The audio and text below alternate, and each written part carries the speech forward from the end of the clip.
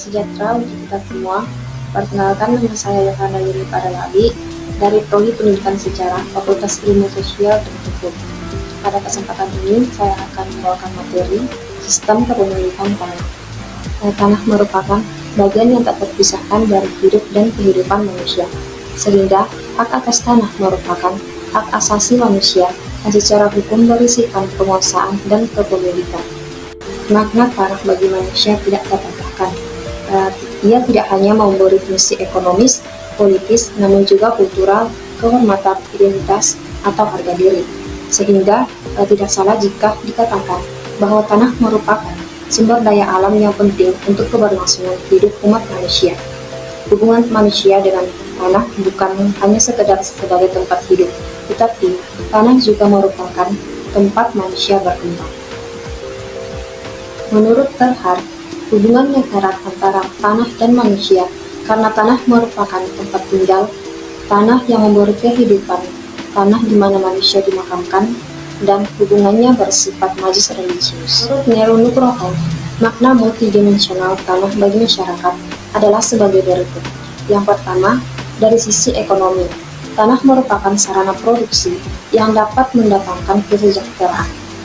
Yang kedua, secara politis, tanah dapat menentukan posisi seseorang dalam pengambilan keputusan masyarakat. Yang ketiga, sebagai budaya yang dapat menentukan tinggi rendahnya status sosial pemiliknya. Yang keempat, tanah bermakna sakral karena berurusan dengan warisan dan masalah-masalah transendental. Dalam hukum tanah nasional, ada bermacam-macam hak penguasaan atas tanah, yaitu hak bangsa Indonesia, disebut dalam pasal 1 Undang-Undang Peraturan Agraria sebagai hak penguasaan atas tanah yang tertinggi beraspek perdata dan publik. Yang kedua, hak menguasai dari negara yang disebut dalam pasal 2 Undang-Undang Peraturan Agraria semata-mata beraspek publik. Yang ketiga, hak wilayah masyarakat. Hukum adat disebut dalam pasal 3 Undang-Undang Peraturan Agraria beraspek perdata dan publik. Yang keempat, hak-hak perorangan atau individu, semuanya beraspek perdata.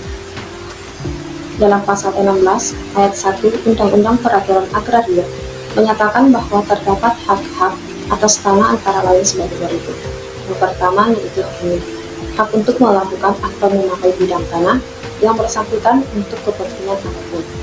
Kemudian yang kedua, hak guna usaha, hak untuk mengusahakan langsung tanah yang dikuasai oleh negara untuk usaha pertanian, perikanan, ataupun peternakan. Yang ketiga yaitu hak guna bangunan, hak untuk mendirikan dan mempunyai bangunan atas tanah yang bukan miliknya sendiri dengan jangka waktu paling lama yaitu 30 tahun dan dapat diperpanjang selama 20 tahun. Yang keempat yaitu hak pakai, hak untuk menggunakan atau mengulang hasil dari tanah yang dikuasai langsung oleh negara atau milik orang lain. Yang kelima yaitu hak sewa, hak untuk memberi wewenang untuk menggunakan tanah milik orang lain dengan membayar kepada pemiliknya sejumlah uang sebagai sewanya. Yang keenam yaitu hak membuka tanah dan memungut hasil hutan, hak untuk memanfaatkan sumber daya dalam hutan yang bersangkutan tanpa hutan tersebut dimiliki oleh si pemilik hak. Perolehan tanah dalam rangka pelaksanaan izin lokasi dapat dilakukan melalui cara pemindahan hak atas tanah atau melalui penyerahan atau pelepasan hak atas tanah yang diikuti dengan pemberian hak dengan ketentuan sebagai berikut. Perolehan tanah melalui pemindahan hak.